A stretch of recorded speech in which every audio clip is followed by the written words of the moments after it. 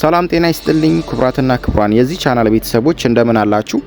ዛሬ በታሪክ ጉዟችን ወደ አንዱ የኢትዮጵያ ጥንታዊ ሚስጥራዊና ድንቅ ብሔረሰብ እንጓዛለን።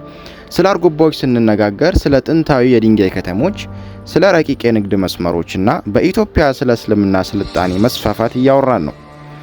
አርጎባዎች እነማን ናቸው? ከየትስ መጡ? በታሪክ ውስጥ የነበራቸው ሚና ምን ይመስላል? ዛሬ ይህንን የታሪክ ሀብት በዝርዝር እንመለከታለን። እስከ መጨረሻው አብራችሁን ቆዩ።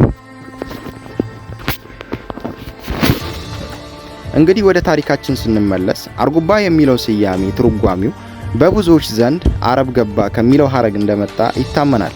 ይህ ትርጓሜ የሚያያይዘው ከመጀመሪያዎቹ የሙስሊም ስደተኞች ማለትም ሱሐቦች ወደ ኢትዮጵያ በገቡበት ወቅት በአርጎባዎች መሬት በኩል ማለፋቸውና መኖራቸው ነው። አርጎባዎች በኢትዮጵያ ከሚገኙ ጥንታዊ የሴሜን ቋንቋ ተናጋሪዎች አንዱ ሲሆኑ ታሪካቸውም ከታላቅ የይፋትና በኋላም ከአደል ሱልጣኔት ጋር በጥብቅ የተቆራኘ ነው። በ13ኛውና በ14ኛው ክፍለ ዘመን በነበረው የይፋት ስልጣኔ ውስጥ አርጎባዎች የፖለቲካዊና የኢኮኖሚ ዋነኛ ምሰሶ ነበሩ። በተለይም በወቅቱ በነበረው የእስልምና መንግስት መነሳሳት ጋር ተያይዞ የአርጎባ መኮንንና ተዋጊዎች ከፍተኛ ሚና ተጫውተዋል። የታሪክ ድርሳናት እንደሚናገሩት አርጎባዎች በአካባቢው የነበሩ የንግድና የሃይማኖት ትስስር በማጠናከር ረገድ ግንባር ቀደም ነበሩ። አርጎባዎች የሚታወቁበት አንዱ ትልቅ መታወቂያቸውና ለዓለም የሚያሳዩት ጥበባቸው የድንጋይ ግንባታ ስራቸው ነው። በተለይም በሰሜን ሸዋና በደቡብ ወሎ አካባቢ የሚገኙ ጥንታዊ መንደሮቻቸው የሚገነቡት ተራራማና ለጥቃት የማይመቹ ስፍራዎች ላይ ነው። ቤቶቻቸው ከጠነከረ ድንጋይና ከኖራ የሚሰሩ ሲሆኑ ለዘመናት ሳይፈርሱ የመቆየት አቅም አላቸው። ለምሳሌ እንደ ጦርሃና ሸኖ ያሉ ከተሞች በጥንታዊነታቸው በህንጻ አሰራራቸው ይታወቃሉ።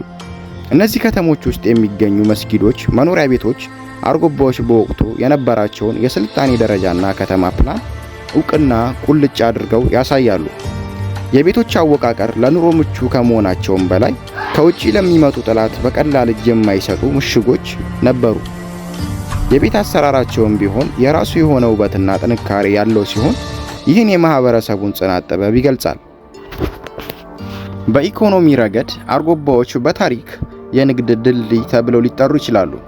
ከቀይ ባህር ወደ መሃል ሀገር የሚገቡ የንግድ መስመሮችን በመቆጣጠር ረገድ ቀዳሚዎቹ ነበሩ። ጨው፣ ጨርቃጨርቅና የተለያዩ የቅመማ ቅመም አይነቶች በማመላለስ ረገድ ዝነኞች ነበሩ። ከንግድ በተጨማሪ አርጎባዎች በሽመና ጥበብ ወደር የላቸው። ዛሬም ድረስ በአርጎባ ሴቶች የሚሰሩ ጥራት ያላቸው የጥጥ ልብሶች በገበያ ላይ እጅግ ተፈላጊ ናቸው። ቋንቋቸው አርጎብኛ ደግሞ ከአማርኛ ከጥንታዊ የግዕዝ ቋንቋ ጋር ከፍተኛ ዝምድና ያለውና የራሱ የሆነ ዜማ ያለው ቋንቋ ነው። ምንም እንኳን ዛሬ ላይ ቋንቋውን ተናጋሪዎቹ ቢቀንሱም ባህላቸውና ወጋቸው ግን አሁንም ድረስ በደመቀ ሁኔታ ቀጥሏል። ዛሬ ላይ የአርጎባ ማህበረሰብ በዋናነት በሰሜን ሸዋ፣ በደቡብ ወሎ፣ በአፋርና በሐረሪ ክፍሎች ተከፋፍለው ይገኛሉ። አርጎባዎች ለኢትዮጵያ የሰጡት ትልቁ ስጦታ የእስልምና ትምህርትና ስልጣኔ ጠብቆ ማቆየታቸው ነው።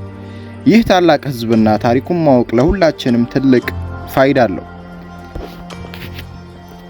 ለዛሬ ነበረን የታሪክ መርሃ ግብር ይህንን ይመስላል። በቀጣይ የትኛውን የታሪክ ርዕስ እንድንዳስስላችሁ ትፈልጋላችሁ? አስተያየታችሁን በኮሜንት መስጫ ላይ አስፍሩልኝ። እስከሚቀጥለው ቪዲዮ ሰላም ቆዩልኝ። ቻው።